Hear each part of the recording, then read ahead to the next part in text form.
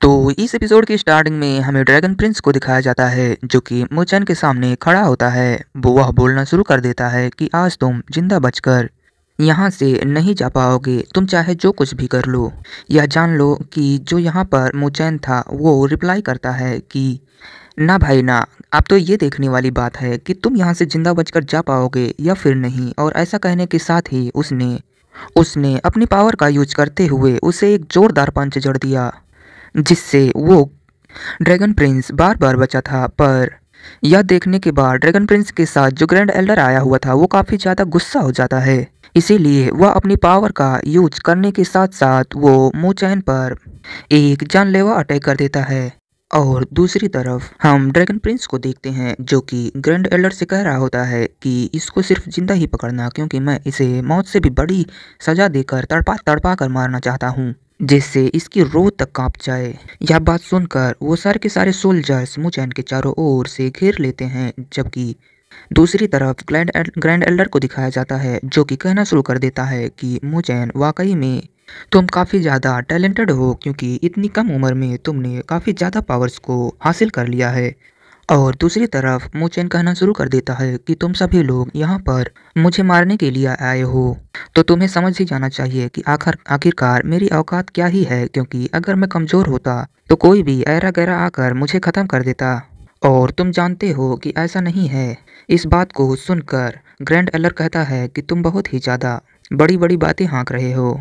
और ऐसा कहते ही उसने अपनी पावर्स का यूज करके एक स्फीयर अपीयर कर लिया था। वह स्फीयर बहुत ही ज़्यादा खतरनाक लग रहा था, जबकि मुचैन भी यह देखकर हैरान हो जाता है, क्योंकि वो जब सोचने लगता है कि इसी प्रकार का स्फीयर बहुत सारे वॉरियर्स ने उस पर हमला किया था, और तो वह समझ जाता है कि तुम लोगों ने ही उन लोगों को भेजा था हम लोगों को मारने के लिए। यह सुनकर वो ग्रैंड एल्डर हाँ में जवाब देता है। वह कहता है कि बच्चे, तुम काफ़ी ज़्यादा होशियार भी हो, तुमने अनुमान भी सही लगाया है, पर तुम जिंदा नहीं बचोगे। और ऐसा कहते ही उसने उसी स्पीयर को मुचैन की तरफ छोड़ देता था। मुचैन अपने दटमार की पावर का यूज करने के साथ साथ उस पर अटैक कर देता है, जिसके इम्पैक्ट से वह अटैक खत्म हो जाता है। और मुचैन थोड़ा सा पीछे चला जाता है और कहता है कि मैं अभी के लिए इसका मुकाबला बिल्कुल भी नहीं कर सकता, क्योंकि सामने वाला जो एल्डर है वह बहुत ही ज़्यादा पावरफुल होने के साथ साथ खतरनाक सी मैजिकल वेपन्स के साथ साथ यहाँ पर आया हुआ है। इसके अलावा बहुत सारे गार्ड्स भी उसके चारों तरफ तैनात थे। इसीलिए वह कहता है कि अच्छा, मेरे लिए यही होगा कि मैं यहाँ से निकल जाऊँ।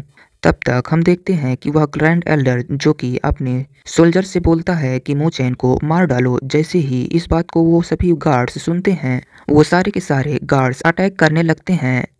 तो मुचैन पर लगातार हमला होने के कारण उसे भी दिक्कत का सामना करना पड़ता है। और जैसे ही एक सोल्जर ने मुचैन के पेट में वो स्पेयर घुसाने वाला था, तब तक मुचैन ने उसे अपने हाथ से पकड़ लिया, पर दूसरा सोल्जर आ जाता है। उनके बीच में कॉम्बैट फाइट होने लगती है, और ऐसे ही करके सारे के सारे सोल्जर्स लगातार अटैक कर रहे होते हैं। मुचैन थोड़ा सा मौका पाकर उस वैली से बाहर निकलने का ट्राई करता है, पर वो जो ग्रैंड एल्डर होता है वो इस बात को अच्छी तरीके से जानता था, और उसने अपनी पावर्स का यूज करके दो स्फेयर मुचैन के पीछे लगा देता है। तुरंत ही मुचैन उससे बचने के लिए अपने ग्रेट बुद्धा आर्ट टेक्निक को समन कर लेता है, और बहुत ही ज़्यादा मेहनत के बाद मुचैन उसको ख़त्म करने में कामयाब भी हो जाता है। और वो ग्रैंड एल्डर फिर से कहता है कि तुम सच में बहुत ही ज़्यादा रेयर इंसान हो, क्योंकि इतनी ज़्यादा कम उम्र में मेरे अटैक्स को डॉज करना नामुमकिन ही है। और वह ऐसे कहते के साथ ही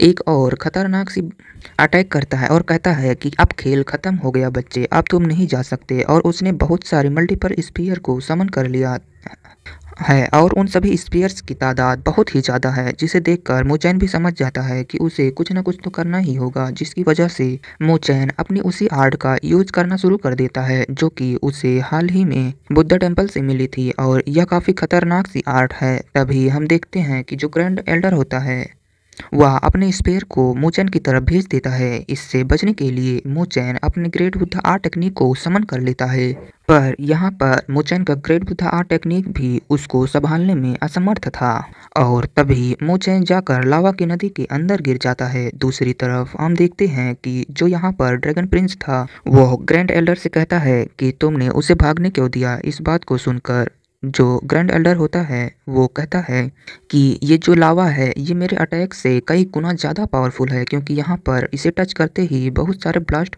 अंदर से होते हैं जो कि मोचैन को जान से मारने की क्षमता रखते हैं।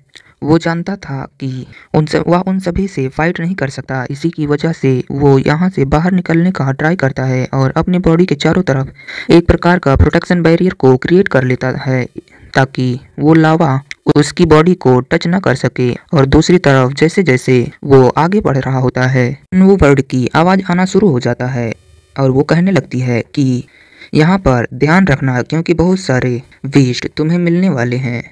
और हमें दूसरी तरफ दिखाया जाता है कि वो ड्रैगन प्रिंस जो होता है वो अपने सोल्जर से कहता है कि तुम लोग उस बच्चे को इतनी जल्दी आसानी से ही तो नहीं मारने वाले। मैं उसे नीचे जाऊंगा और पकड़कर कुचलकर राख बना दूंगा, चाहे कुछ भी हो जाए। पर वो ग्रैंड एल्डर उसके पीछे आते हुए कहना शुरू कर देता है कि हम यहाँ पर किसी और काम के लिए आए हैं, ना कि उस बच्चे को मारने के लिए। और शायद तुम नहीं जानते कि उस लावा के अंदर वो बच्चा उन सभी बीस्ट से बच नहीं सकता।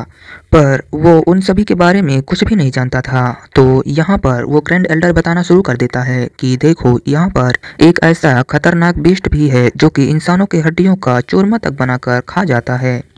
और ये जो लावा है ये थोड़ा सा भी किसी भी बॉडी को टच कर जाए तो वो उस बॉडी को जलाकर राख कर देती है, चाहे वो कितनी भी बड़ी प्रोटेक्शन शील्ड क्यों ना ही एक्टिवेट कर लिया हो। 1 घंटे या फिर 2 घंटे के अलावा वो इसके अंदर नहीं टिक सकता। मेरी भी शील्ड इसे से ज़्यादा 2 घंटे तक ही टिक सकती है। और वह कहना शुरू कर देता है कि वो मर ही गया होगा अब तक, और भी ज़्यादा महत्वपूर्ण काम हमें करने के लिए भेजा है और सुप्रीम लॉर्ड द्वारा छोड़े गए नए ट्रेजर्स को कलेक्ट करना है, क्योंकि इस वैली में आने का सबसे ज़्यादा महत्वपूर्ण काम तो यही है, क्योंकि सारे के सारे सोल्जर्स तो इसी काम के लिए आए हैं। और यहाँ पर अब ड्रैगन प्रिंस को भी कोई भी कुछ नहीं कह सकता है, क्योंकि वह जानता था कि उसके फादर ने भी इसी काम के लिए उसे यहाँ पर भेजा है। इसीलिए वह तुरंत ही अपनी पावर्स का यूज करने के साथ गुस्से से एक हैंड साइन को नीचे लावा के अंदर छोड़ देता है ताकि उसका गुस्सा थोड़ा सा शांत हो सके।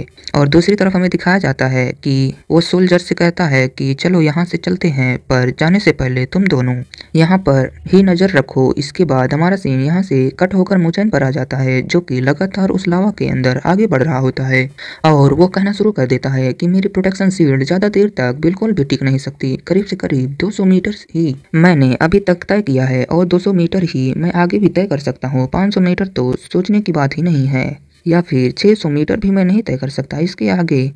इस बात को सुनकर वो यहाँ पर जो मुचैन होता है वो काफ़ी ज़्यादा हैरान हो चुका था, क्योंकि यह बात जो यून ने की हुई होती है और मुचैन के दिल में तो वो सुई की तरह चुभ रही होती है उसकी सारी बातें।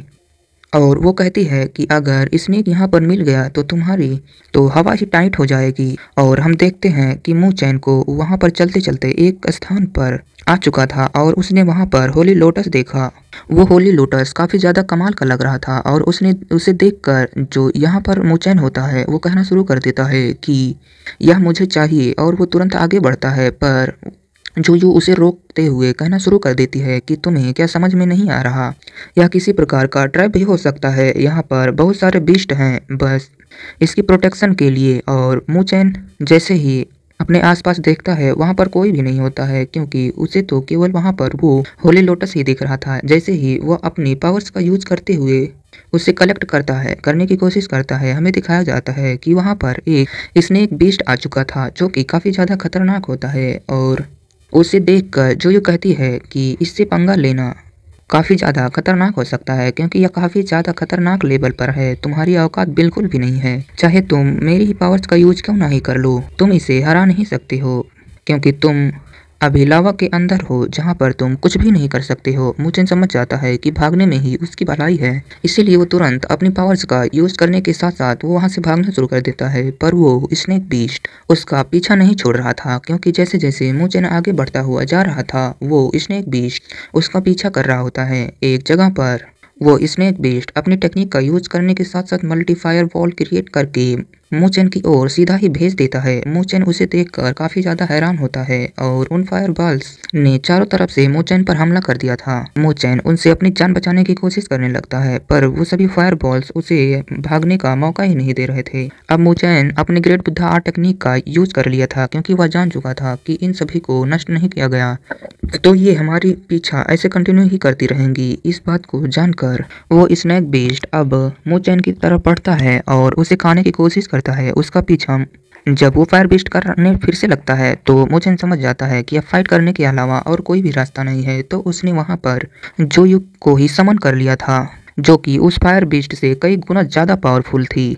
और वो ड्रैगन बीस्ट उसके सामने कहना शुरू कर देता है कि देखो, तुम मुझसे फाइट करोगे, पहले ही तुम्हारे पास आइस एबिलिटी की पावर है, क्यों ना मैं तुम्हारी ऐसी पावर को देखकर भाग जाऊंगा। और मैं वहां से भागना शुरू कर देता है, क्योंकि जोयू वहां की पावर्स टॉप 5 में आती है और यह बीस्ट टॉप 100 में या फिर टॉप 150 में भी नहीं आ रहा होता है। और वहां पर जोयू की पावर्स बहुत ही ज्यादा होती है। यह देखकर वह स्नेक बीस्ट वहां से दुम दबाकर भागने लगता है और यह दिखाते ही हमारा एपिसोड यहीं पर एंड हो जाता है। Thanks for watching.